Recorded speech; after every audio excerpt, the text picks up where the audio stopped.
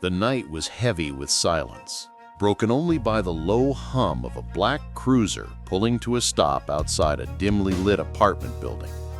Inside the car sat two men, detectives Troy and Charles Smith, brothers bound not by virtue, but by greed. The brothers exchanged no words. Their silence was not born of peace, but of calculation. They had just returned from a place that would forever alter the course of their lives. 6 hours earlier, they had stood inside the office of Jack Arroyo, a man whose name carried notoriety for violence, whispers of immortality, betrayal, and blood-soaked history. What they witnessed there was no ordinary encounter. It was a collision of centuries, a confrontation between stolen relics and ancient vengeance. Jack Arroyo sat at his desk, his fingers tracing the edges of faded documents and counting money. The air was thick, as though history itself lingered in the corners. Then, without warning, a shadow appeared from a black smoke, his presence commanding silence. The stranger introduced himself with a voice that seemed to echo from another world. I am Emor, the shrine priest of Ketu. His eyes glowed with the weight of centuries, and his words carried the authority of forgotten gods. Emor's demand was simple, yet terrifying.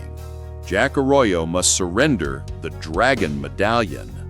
The medallion was no ordinary trinket. It was a relic stolen from the sacred shrine of Ketu, a relic that carried the curse and blessing of immortality. To understand the medallion's power, one must return to the year 1698 AD. Jack Arroyo was not merely a notorious drug kingpin. He was once Captain Arroyo of the British Army. He had led the raid on Ketu town, a border garrison to the old Oyor Empire. The brutal assault left shrines desecrated, families destroyed, and sacred relics plundered. Among the treasures stolen was the dragon medallion, a piece forged in fire and consecrated in blood. The medallion granted Arroyo immortality. For centuries, he walked the earth untouched by death, his face unchanged, his body unbroken. But immortality is never free. It is a debt owed to the gods, and Emor had come to collect. Arroyo resisted. He fought gallantly, wielding the strength of a soldier and the desperation of a man clinging to eternal life. Yet against Emor, the shrine priest armed with divine wrath, his resistance was futile. The battle ended with Arroyo defeated, stripped of his power, and left to die in the ruins of his own arrogance. Back to present day, the Smith brothers had not witnessed this confrontation, but are glad that someone had taken care of their Arroyo problem. In the chaos, they had taken what they believed to be their prize, a duffel bag filled with a relic and cash from Arroyo's office, removing any evidence that the internal affairs might use against them. They then agreed to meet at a local bar around 11 p.m. to strategize how to deal with the loot. Charles returned to his apartment, greeted by the warmth of his pregnant wife. She smiled, unaware of the darkness her husband carried with him.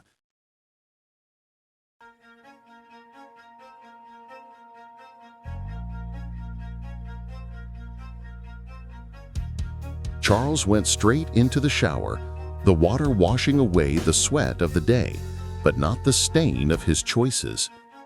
Suddenly, a sound pierced the shower noise, a dull thud, unnatural and chilling. Alarmed, Charles rushed into the living room. What he saw froze his blood.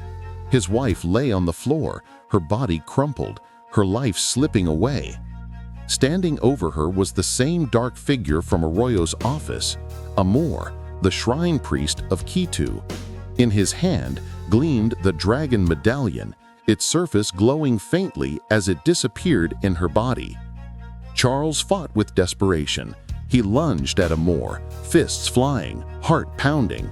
He fought not for greed, but for love, for the woman who carried his child.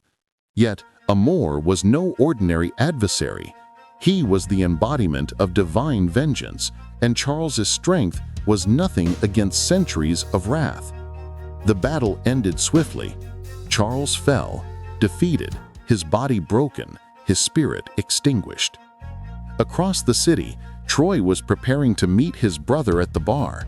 He adjusted his jacket, checked his watch, and rehearsed the lies he would tell to mask their crimes. But before he could leave, his cell phone rang. The voice on the other end carried urgency, fear, and finality. It was an emergency call about his brother's apartment. The words struck Troy like a blade. His mind raced, his heart faltered.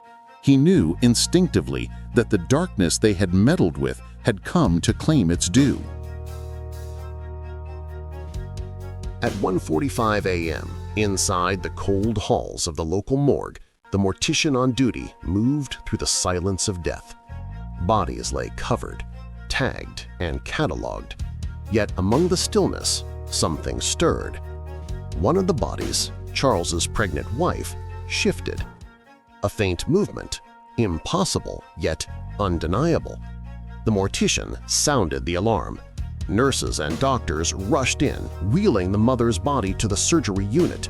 The child's survival was a miracle, a spark of hope in a story drenched in corruption and despair. Thus unfolds the tale of Maine City's detectives, Troy and Charles Smith, the corrupt brothers who sought fortune in shadows and found only ruin. Their greed led them into the path of a curse. Their ambition blinded them to the wrath of gods, and their choices destroyed the lives they claimed to protect. From the ashes of tragedy, a child was born, a child who carried the stain of corruption and sorcery. Subscribe now for more epic tales. Don't miss the next chapter in this saga. Like, share, and comment to join the story.